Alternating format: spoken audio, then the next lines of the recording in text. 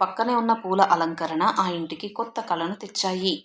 కాని ఆ ఇంట నిలబడి ఉన్న నా మనసు మాత్రం 5 ఏళ్ల క్రితం ఆగిపోయిన కాలపు గడియారపు ముళ్ళ చుట్టూ తిరుగుతోంది. 5 ఏళ్ల క్రితం జరిగిన ఒక రోడ్డు ప్రమాదంలో నా మొదటి భార్య పద్మను కోల్పోయిన క్షణం నా గుండెను ఇప్పటికీ ఏదో మూల పొడుస్తూనే ఉంటుంది. అప్పట్నుంచి నా చిన్న కూతురు లక్ష్మి ముఖం చూస్తూ ఒంటరిగా బ్రతుకుబండి లాగిస్తున్నాను. బంధువుల బలవంతం మీద పాపకు తల్లి ప్రేమ కావాలన్న ఒకే ఒక్క ఉద్దేశంతో ఈరోజు అంజలిని రెండో వివాహం చేసుకున్నాను.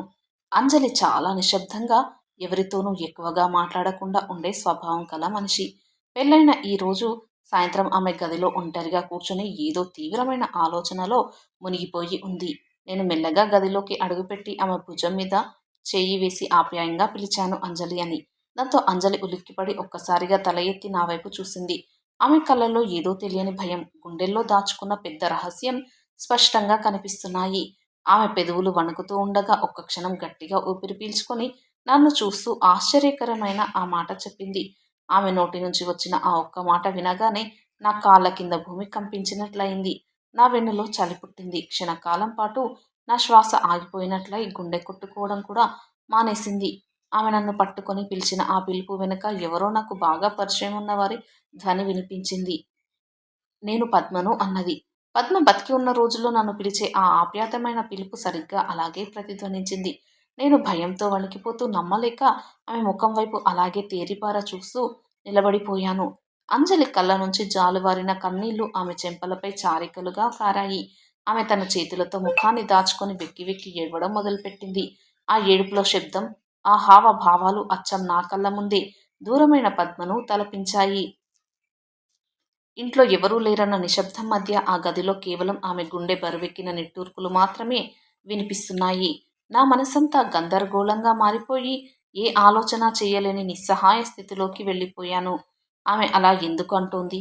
అసలు ఈ రాత్రి మా జీవితంలో ఇటువంటి మలుపు ఎందుకు తీసుకుంది అని నా ఆలోచనలు ఉరుకులు పరుగులు పెట్టాయి.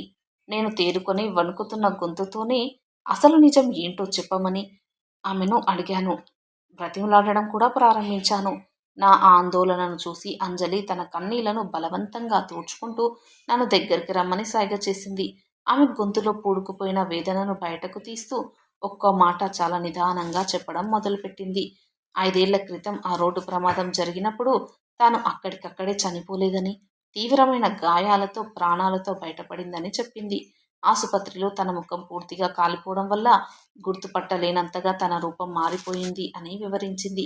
ఆ ప్రమాద తీవ్రతకు తనకు జ్ఞాపకశక్తి కూడా పూర్తిగా కోల్పోయి, ఎవరికీ తెలియని ఒక మారుమూల ప్రాంతంలో కొన్ని సంవత్సరాలు గడపవలసి వచ్చిందని కన్నీటి పర్యంతమైంది. తన గతం ఏంటో, తన భర్త ఎవరో, కనీసం తన పేరు కూడా గుర్తుకు లేకుండా అజ్ఞాతంలో బ్రతకాల్సి వచ్చిందని ఆమె చెబుతున్న ప్రతి మాట నా గుండెను పిండేసింది. డాక్టర్ల వైద్యం వల్ల కాలక్రమేణా కొద్ది నెలల క్రితం తనకు గతం తాలూకా జ్ఞాపకాలు ఒక్కొక్కటిగా మళ్ళీ గుర్తుకొచ్చాయని తెలిపింది.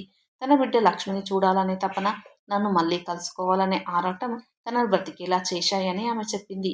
ఆ రూపం మారిపోయినా తన ప్రాణం మాత్రం నా కోసమే, మన బిడ్డ కోసమే పరితపించిందని ఆమె చెబుతున్న తీరు నన్ను మూగబోయేలా చేసింది. అంజలి చెబుతున్న ఆ నిజం వింటున్న కొద్దీ నా కళ్ళ నుంచి కూడా ఆపకుండా కన్నీళ్లు కారడం మొదలయ్యాయి.